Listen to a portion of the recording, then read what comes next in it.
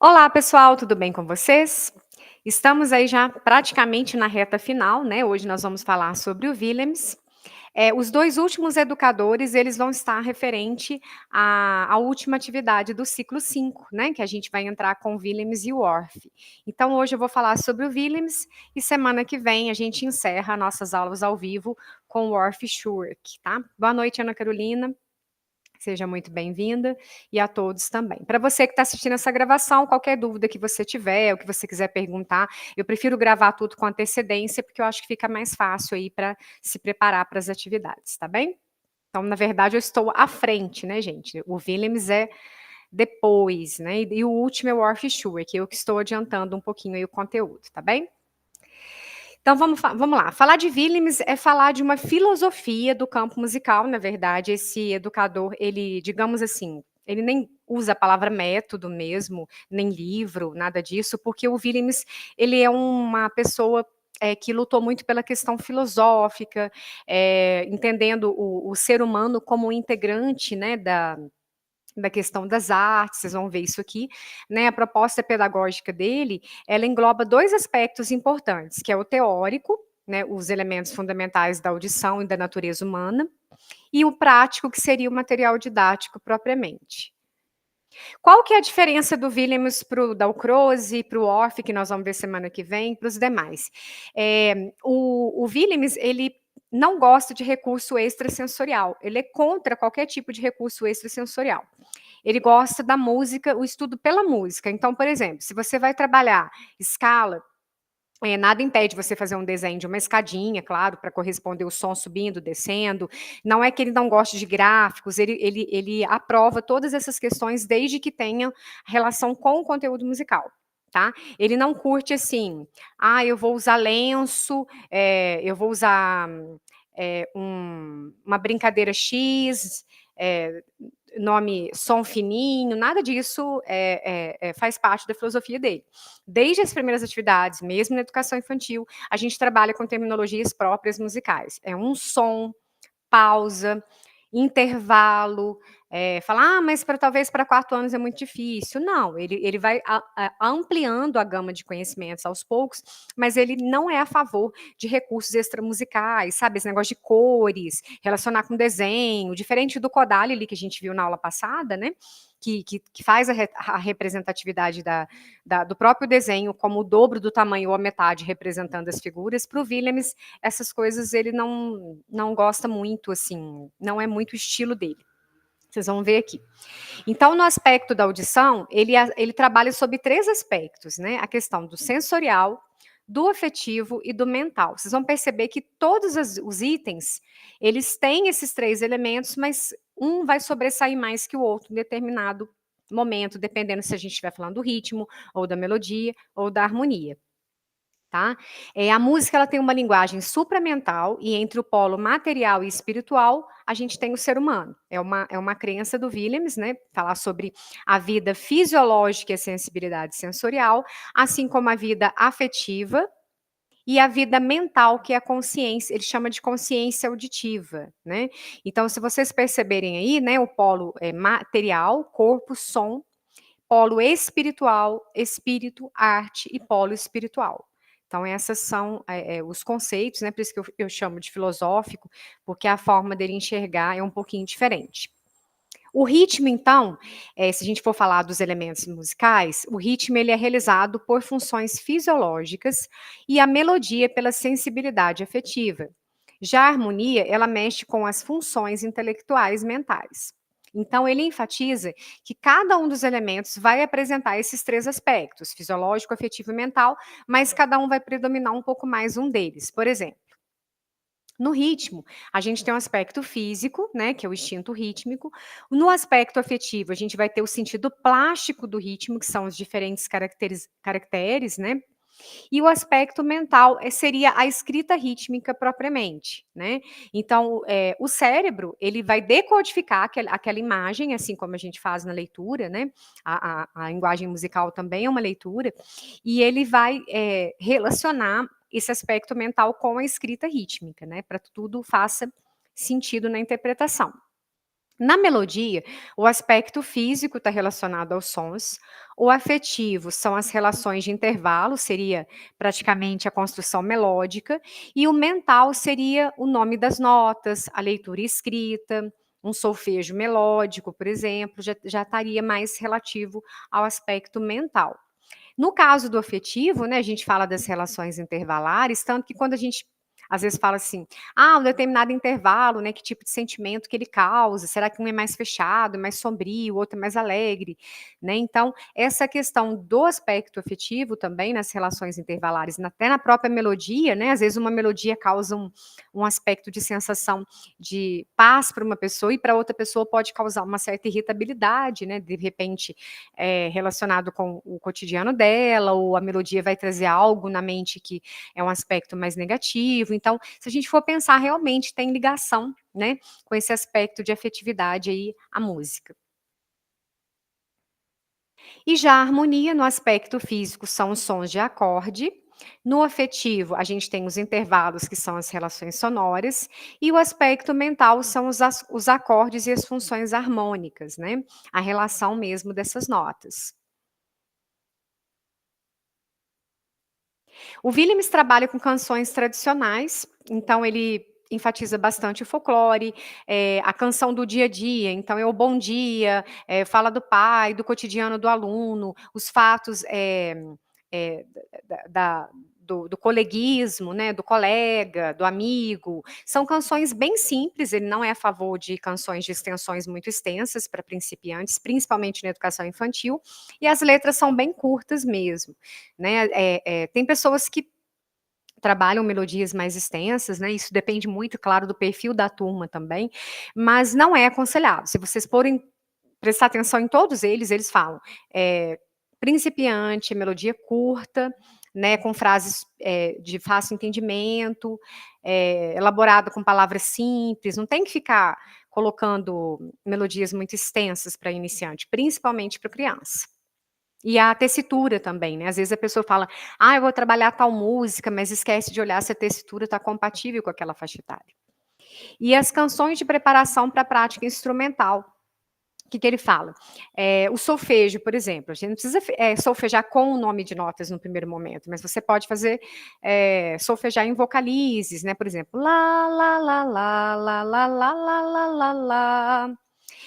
Usar um vocábulo, né, então ele sugere que antes de você cantar a canção com a letra ou com o nome de notas, que você faça essa preparação. E também ele sugere as canções de intervalo como, primeiramente a letra, depois solfeja com e de solfejando, né, e só depois o nome de notas, então nessa ordem mesmo. A gente vai ver uma semelhança disso no ORF também, na próxima semana vocês vão perceber isso. Eles falam da importância, por que o solfejo, por que essa preparação, né, porque quando você vai cantando a melodia, você vai automaticamente memorizando ela, sem pensar, né. Quando você coloca a letra e depois quando você coloca o nome das notas, que é a parte mais difícil, principalmente para iniciante, ele já memorizou, ele já tem a melodia nesse aspecto mental, então ele só vai estar memorizando depois o nome de notas. Os intervalos, eles são cantados para ele, né, nessa indicação, segunda maior e menor, depois a terça, depois a quinta, a quarta, a sexta e por último a oitava e sétima. Então vocês vejam que, né, é um processo mais gradativo mesmo. Também sugere a questão da mímica, né, que são pensados nos movimentos plásticos e corporais. Fala assim: mas você não falou que ele não é muito, né, a favor do recurso extramusical?". Mas essa questão da mímica aqui, ela está fazendo um contexto com a melodia.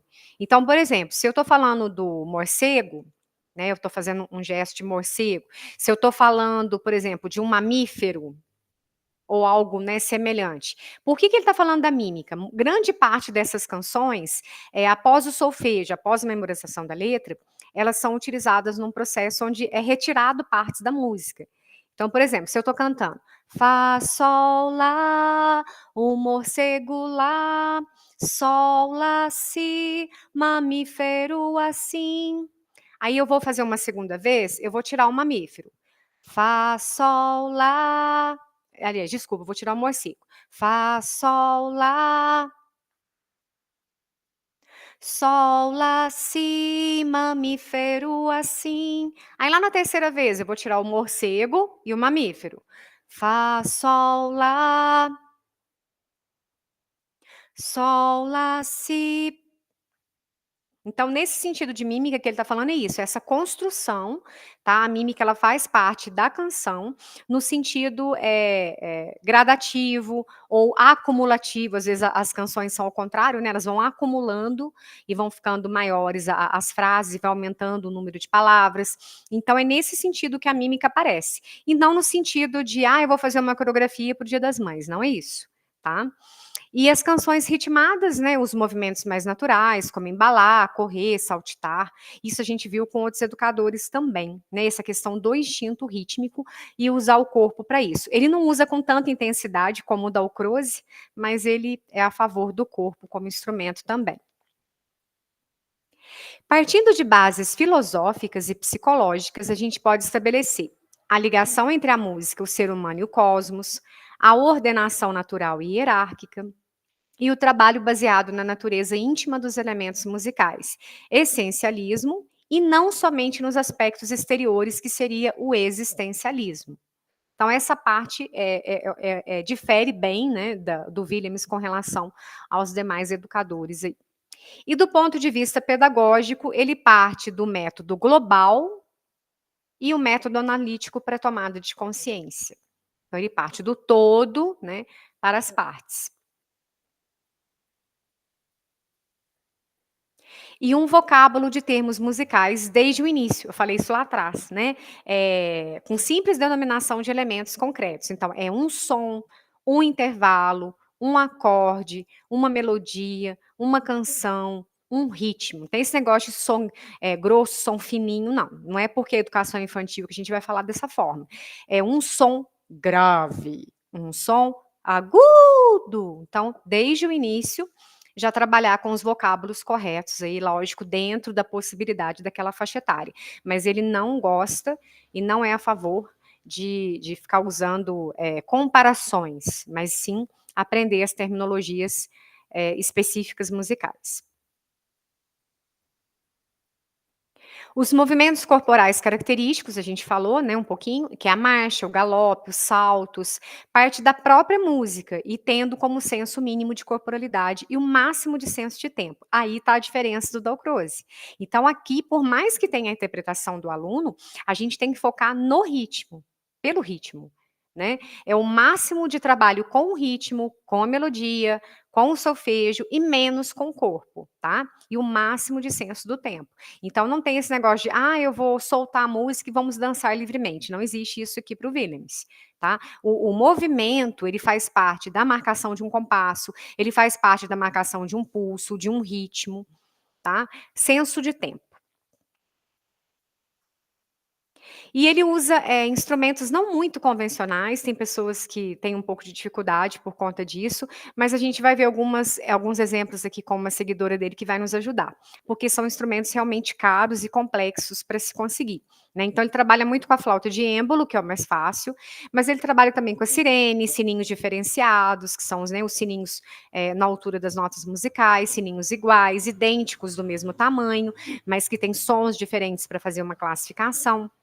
Com a flauta de êmbolo ou uma sirene, ele trabalha o pancromatismo. Com esses sininhos de tamanhos e timbres diferentes, ele trabalha o timbre. O carrilhão também, ele trabalha microtons. Fala assim, mas e no Brasil, como que a gente vai fazer? A gente vai adaptar.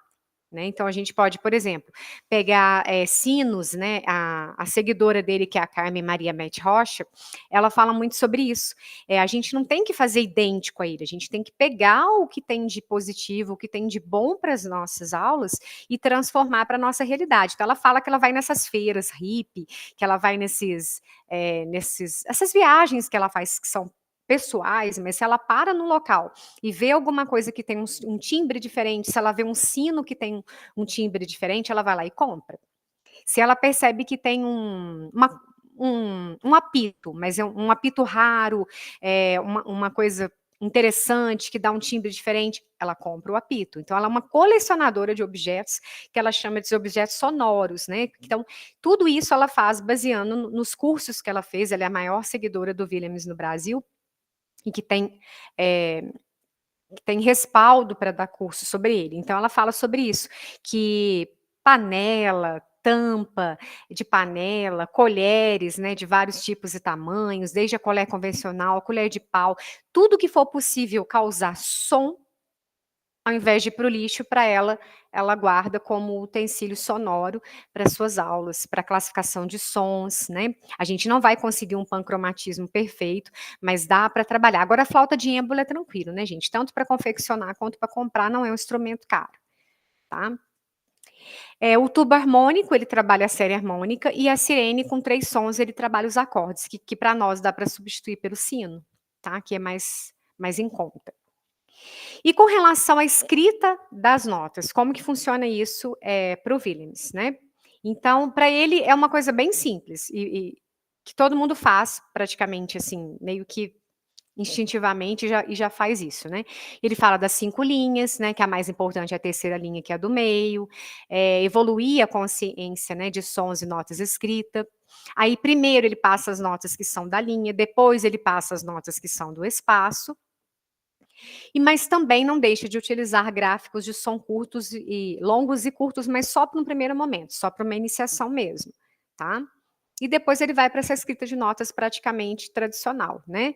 Som curto, com vocábulo lá, lá, que seria o dobro, né, no caso do som longo, batendo e contando o 1, 2, feijão com arroz, 3, 4, proporção de dupla, longo com valor de 2 curtos, né, essa proporção não no desenho como o Kodály, mas ele coloca isso através do gráfico, né, dos tracinhos. E por aí, né, a gente vai fazendo também os exercícios de reconhecimento auditivo. Você pode utilizar diferentes objetos e ou instrumentos para trabalhar uma sequência de sons, que é o que eu falei anteriormente, né. Então, você pode trabalhar desde uma clava até um chocalho, um sino, colheres, tambores, né, potes de diferentes, materiais, como plástico, um pote, de metal, e aí um vai dar um timbre um pouco mais grave, o outro mais agudo. Tudo isso é um trabalho que você pode fazer de reconhecimento auditivo. Não necessariamente a gente tem que utilizar o instrumento convencional. Bom, vamos falar um pouquinho de atividade prática, né, mas para falar de atividade prática, eu não poderia deixar de falar da Carmen, né, a gente vai estudar sobre ela mais a fundo quando formos falar sobre os educadores brasileiros, mas ela é, assim, de uma leveza na forma de colocar, que é incrível, tá. Eu tive a oportunidade de participar de um workshop online, que foi esse aqui. É grande porque foi filmado ao vivo, mas se alguém tiver interesse de conhecer mais a fundo o trabalho dela, o que eu acho interessante é que, mesmo, né, se passando tantos anos e parecer que Willems é uma coisa meio antiga, gente, ela tem um carinho de colocar as coisas e uma forma, assim, sabe, ela usou a neta dela como exemplo, né, como se fosse aluna, para mostrar para as pessoas como que ela trabalha. Por exemplo, nessa imagem aqui que está aparecendo para vocês, ela coloca, essa classificação, né, de sinos, pede para ela colocar a ordem que ela tocou, mas é de uma clareza, de uma energia, assim, eu acho muito interessante, porque mesmo depois de tantos anos e parecendo que é uma coisa antiga, como que ela tem carinho pelo material e a forma que ela aborda, assim, é muito interessante, principalmente para quem trabalha ou pretende trabalhar com educação infantil, tá.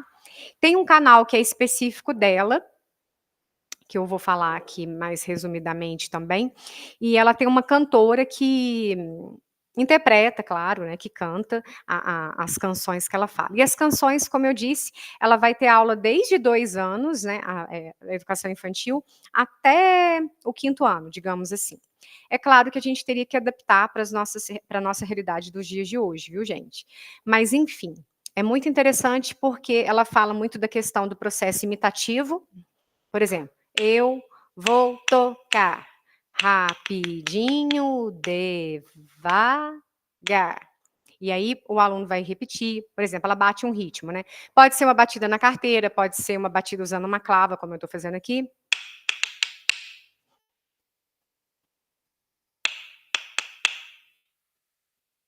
Explicar para o aluno a importância do eco, eu falo muito eco, né, nessa questão da repetição, por quê? Porque, o eco não faz junto com a gente, a gente ouve ele o quê? Depois, né, então, essa questão do processo imitativo, ela usa muito histórias também na sua didática, e desses personagens também ela cria algumas situações. Por exemplo, tem uma dela que fala do palhacinho.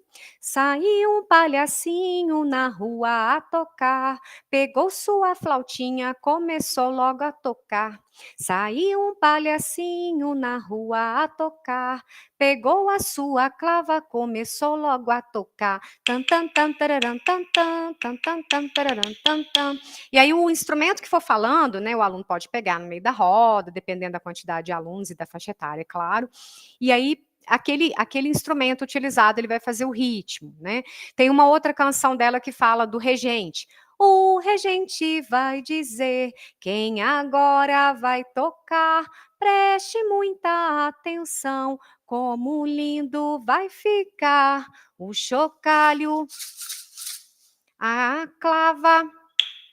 Aí vai falando, o ovinho, o cachixi, o que vocês tiverem, né, de possibilidade, vocês vão colocando, tá? Então as canções delas são curtas, tem uma que fala de animal, vocês vão perceber que são coisas assim, as letras são muito curtinhas, né? Bem propício para a educação infantil. Esse aqui também eu vou compartilhar com vocês o link. E é nessa é nesse estilo que ela constrói as suas aulas. Aí se vocês olharem, quem tiver interesse, é claro, vai puxar outras aulas. Aí vocês vão perceber que tem a terceira aula, a quarta aula, ela coloca a idade a partir de 4 anos, a partir de 3 anos, a partir de 6 anos. Algumas coisas talvez pode parecer um pouco maçante, né, para os dias de hoje, entre aspas, eu gosto muito das coisas dela, mas a gente pode adaptar. Tá? A gente pode fazer adaptações, que o interessante é a gente pegar a ideia principal, né, a bagagem, e transportar para a realidade nossa. Tá? Então, essa é a Carmen, para quem, né, não conhece, é uma das poucas seguidoras e que tem capacidade para dar um curso mesmo do Willems aqui no Brasil, que tem autorização para isso, e ela ainda é viva, ainda bem, né, que muitos já faleceram, e ela ministra cursos online, cursos da própria universidade, cursos de férias, e essa carinha boa aí é o tempo todo, viu, gente? Foram 2 horas hora que foi online, se fosse ao vivo seria muito melhor. 2 horas de curso, ela não cansa, ela continua falando com a mesma alegria, e ela vai falando, não, gente, mas se você não tem esse material, compra aquilo. Se você vai numa feira e você descobre lá, às vezes até aqueles bichinhos lá de borracha, né, que tem aqueles apitos, pega. Às vezes você vai contar uma história, aquele apito pode servir de alguma forma para o trabalho da sua história. Então, assim, é muito interessante a gente ver pessoas que acreditam, né, nesse tipo de filosofia e transportam isso para a gente com tanto carinho, tá? Bom, isso é o que eu tinha para falar do Willems, né? Que está relacionado aí à última atividade do nosso ciclo que vai entrar depois. Espero que vocês gostem. Aqui foi só um resumo, né? Mas para dar uma introdução aí, tá bom? Semana que vem, nossa última aula ao vivo, fechamos com o Orff, Schurk. Obrigada a todos pela presença e até a próxima. Vou pausar a gravação.